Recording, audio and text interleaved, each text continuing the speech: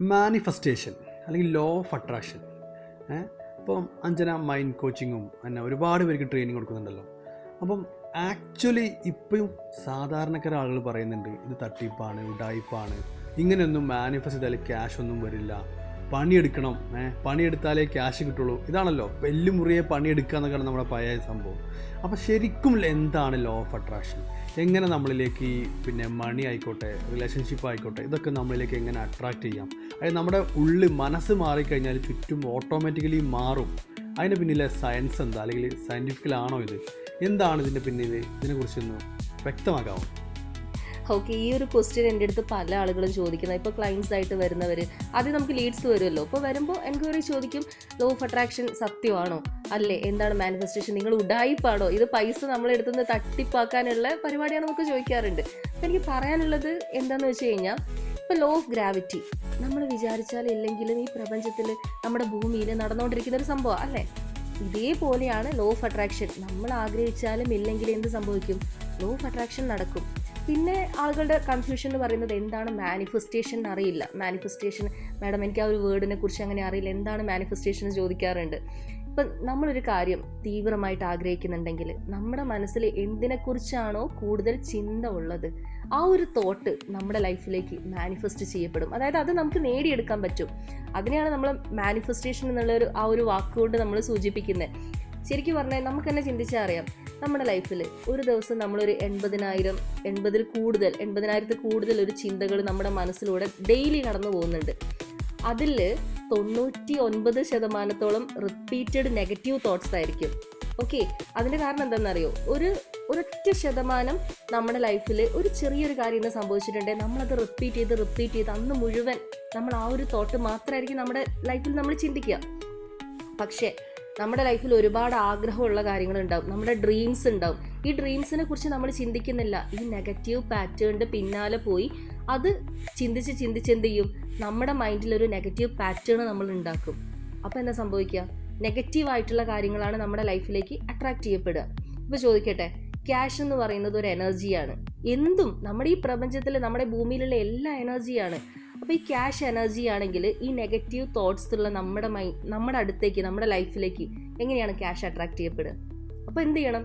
Cash attract ചെയ്യപ്പെടണമെങ്കിൽ നമ്മൾ അവിടെ heal ചെയ്യപ്പെടണം. ഈ ഹീലിംഗ് എന്ന് പറഞ്ഞു കഴിഞ്ഞാൽ പലരും ഈ ഹീലിംഗ് കേൾക്കുമ്പോഴും ആളുകൾക്ക് ഭയങ്കര കൺഫ്യൂഷൻ. അയ്യോ, ഇത് എന്താ, ഇല്ല വല്ല മന്ത്രവാദമാണോ, ഗൂഢോത്രമാണോ എന്നൊക്കെ ചോദിക്കാറുണ്ട്.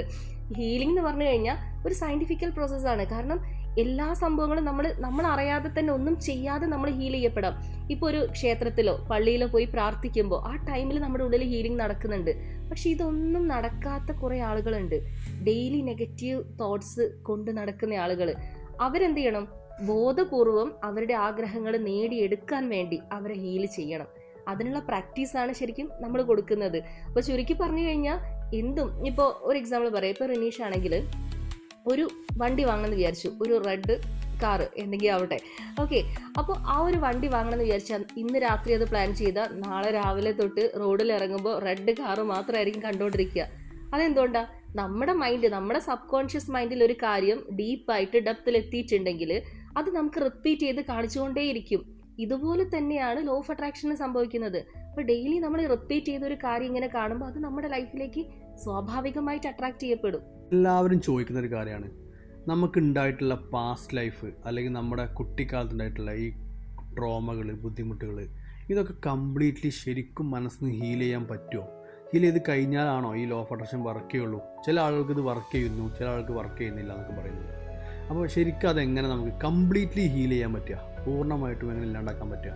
ഓക്കെ, തീർച്ചയായിട്ടും നമ്മുടെ ലൈഫിൽ, നമ്മുടെ പാസ്റ്റ് ലൈഫിൽ, ഇപ്പോൾ പാസ്റ്റ് ലൈഫിൽ എന്നല്ല, പാസ്റ്റ് മുൻപുള്ള ജന്മങ്ങളിൽ വിശ്വസിക്കുന്ന ആളുകളാണെങ്കിൽ നമ്മൾ അതും പറയാറുണ്ട്. പക്ഷേ ചിലർക്ക് അതിൽ വിശ്വാസമല്ല. എങ്കിലും ഈ ഒരു ലൈഫിൽ നമ്മൾ എന്തെങ്കിലും കാര്യങ്ങൾ, നമ്മുടെ മൈൻഡിൽ ഒരു ട്രോമ ഉണ്ടെങ്കിൽ തീർച്ചയായിട്ടും മാറ്റാൻ പറ്റും. എങ്ങനെയെന്ന് വെച്ച് കഴിഞ്ഞാൽ ഒരു എക്സാമ്പിൾ പറയാം. നമ്മളൊരു റാന്തൽ വിളക്ക് എക്സാമ്പിളായിട്ട് എടുക്കുകയാണെങ്കിൽ നമ്മൾ വാങ്ങിയ ദിവസം തന്നെ എന്തായിരിക്കും? ഭയങ്കര ഭംഗിയായിരിക്കും അതിൻ്റെ പ്രകാശം അല്ലേ. അതിൻ്റെ ഉള്ളിൽ നല്ല ആ തീനാളം നമുക്ക് ശരിക്കും പുറത്തേക്ക് കാണാൻ പറ്റും. ഒരു മാസം, ഒരു കൊല്ലം കഴിഞ്ഞിട്ട് അത് ക്ലീൻ ചെയ്യാതെ വെച്ചാലോ കംപ്ലീറ്റ് പുക പിടിച്ച് ആ പ്രകാശം മങ്ങിയാണ് പുറത്തേക്ക് വരിക.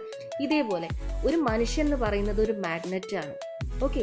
അപ്പോൾ ആ മാഗ്നറ്റിക് പവർ നമ്മൾ പറയാറില്ലേ, ഇപ്പോൾ മാനിഫെസ്റ്റേഷനിൽ പൊതുവെ യൂസ് ചെയ്യുന്നതാണ്, ഒരു മനുഷ്യൻ്റെ ഉള്ളിൽ, ഒരു വ്യക്തിയുടെ ഉള്ളിൽ അലാവുദ്ദീൻ്റെ അത്ഭുതങ്ങളൊക്കെ ഉണ്ട്. ശരിക്കും നമ്മുടെ സബ് കോൺഷ്യസ് മൈൻഡിനെ പറയുന്നതാണ് അങ്ങനെ.